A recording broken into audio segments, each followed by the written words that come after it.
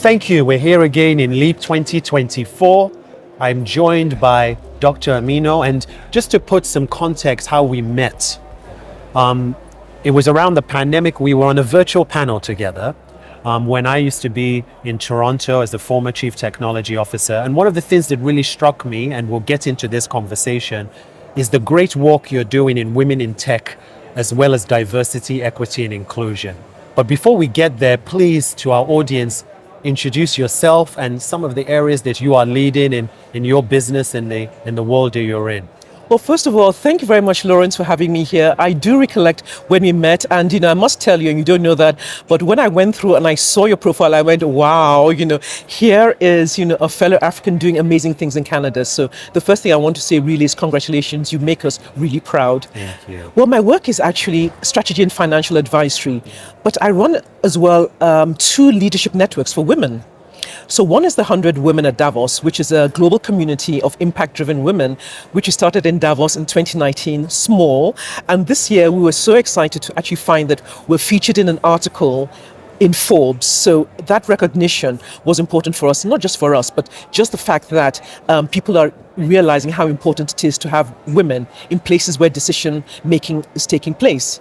I also run the Africa Women CEOs Network, which is a network of women CEOs, founders, heads of organizations across the continent of Africa, some truly amazing women who are part of the network, and also with a vision of inclusiveness in terms of leadership at the highest level possible for African women. As you know as well, I sit on several boards, and tech is a passion of mine. So I do chair a Y Combinator funded tech company in Africa.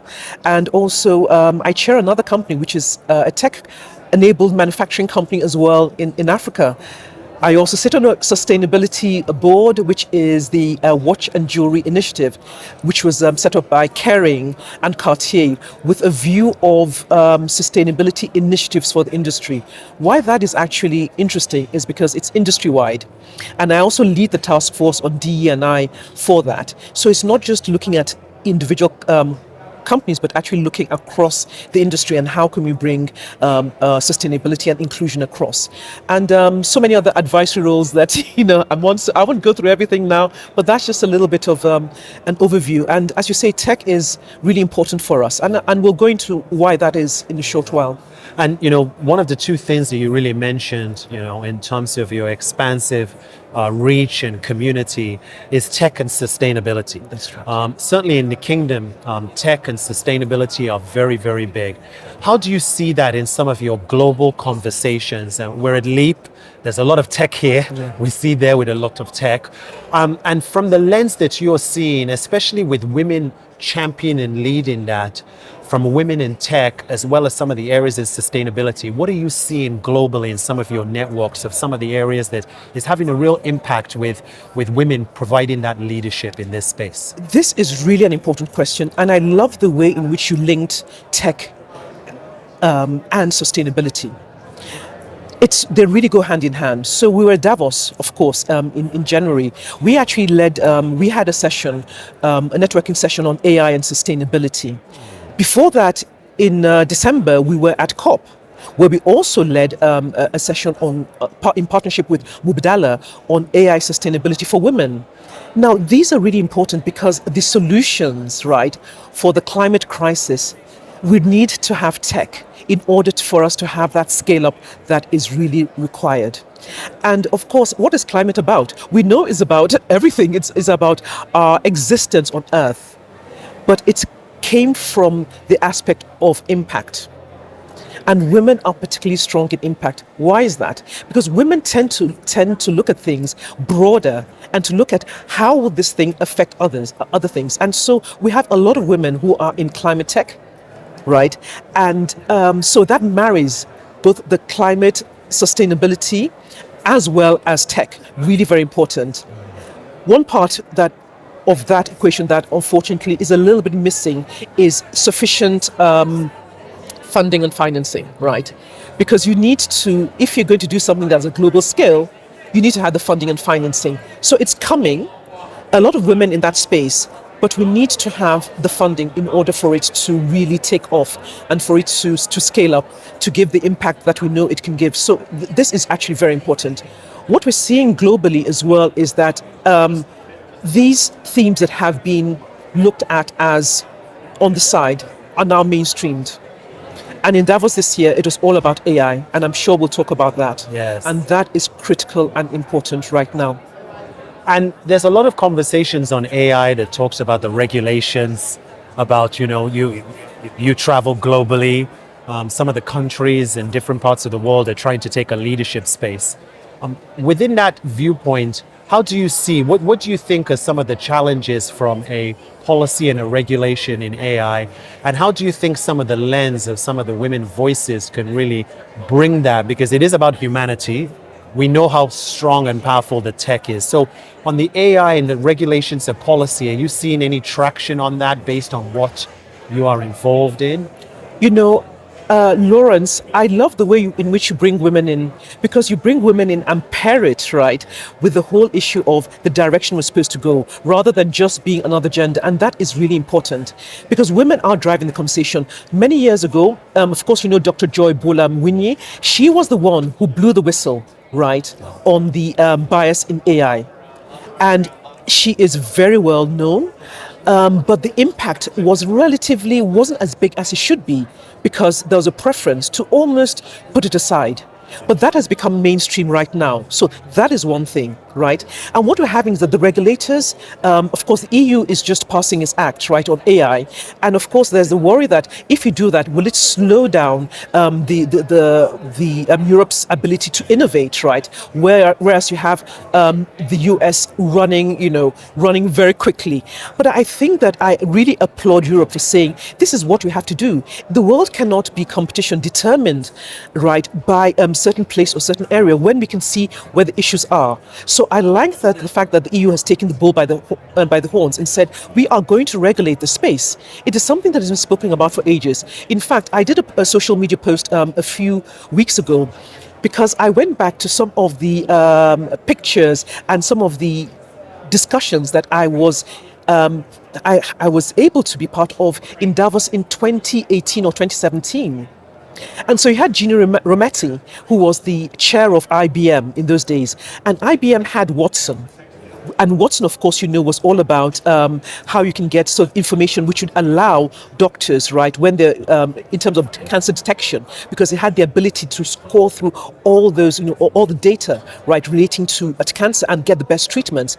And the Watson was able to get results much faster than the surgeons, and so they were pleased because it helped them.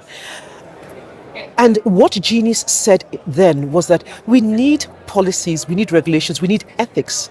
This was in 2017, 2017. And I think Watson had been a year or two before then. So it's been a long time in coming. So, but that recognition that is important today, I think has to be the starting point of where we're going to in the future. AI is fantastic. Generative AI is amazing. We've all used it, right? And it helps us. But my TED Talk, where I did a little test, and what we saw was this just very casual bias, because what is feeding it is the data sets, right?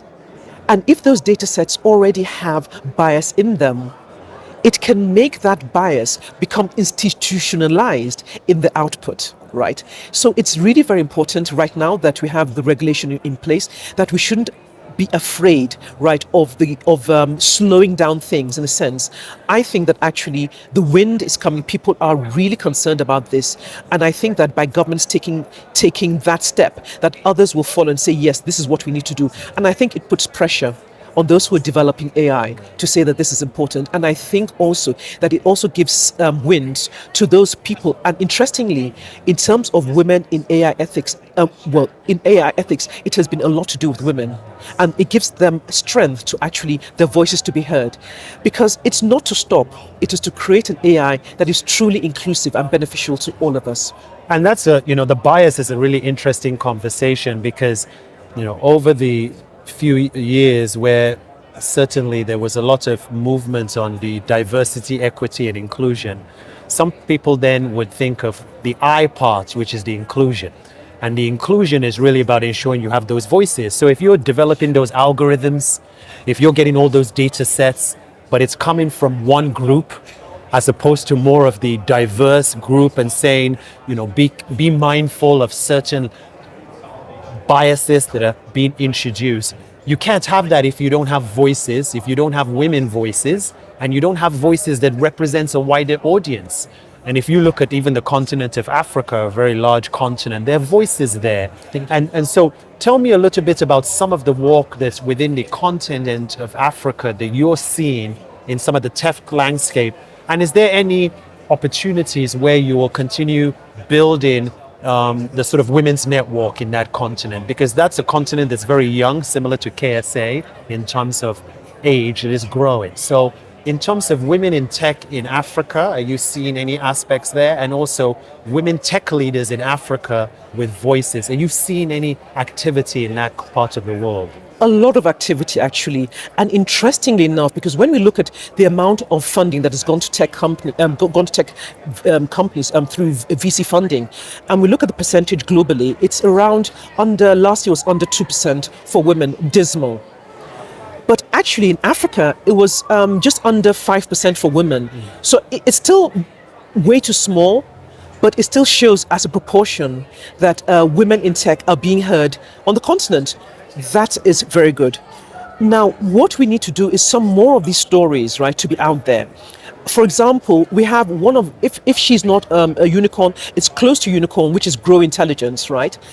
And what's interesting is that if you read about it, it may not say the word impact, but it's 100% about impact. What Grow Intelligence does, right, is basically capture intelligence that is and analytics that are important for climate change and agriculture. And this is a company, and I think they've raised almost well over 100 million.